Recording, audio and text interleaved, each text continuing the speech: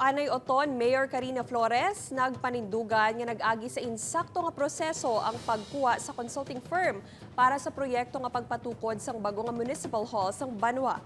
Ini ang gitutukan ni John Sala.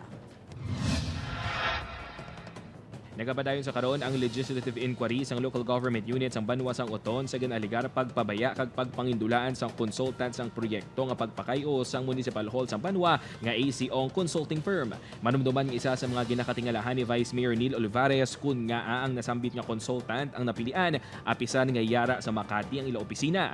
Apang suno kay Anay Oton Mayor Karina Flores, nag-agi sa insakto nga proseso ang pagkuha sang nasambit nga consultant.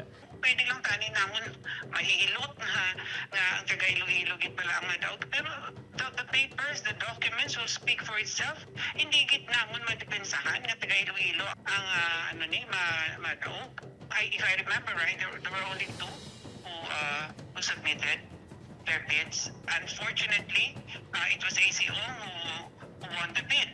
Dugang pa ni Flores, kompleto man sa papeles kag documentation ang ilang nga pag-award sa consultant.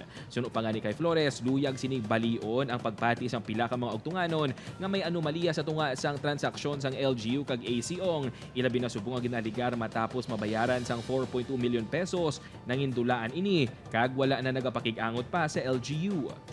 As I said, since they're not answering, ano gid pala ang magkasugo ka? Nakatuan na sila sa opisina and send a representative, our representative, to sit down with them and get their stand.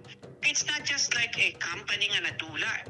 It's still there. Una naging pahig ni Vice Mayor Olivares nga ila ginapadalman kung may salabton man ang anay administrasyon sa natabo. Ilabi na nga sa ila termino natabo ang kasugtanan sa tunga sang LGU kag consultant.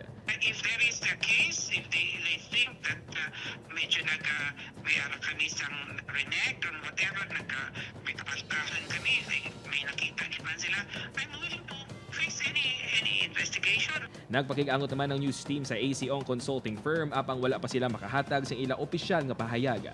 Upuan kay si Lido Linduque, John Sala. 1 Western Visayas.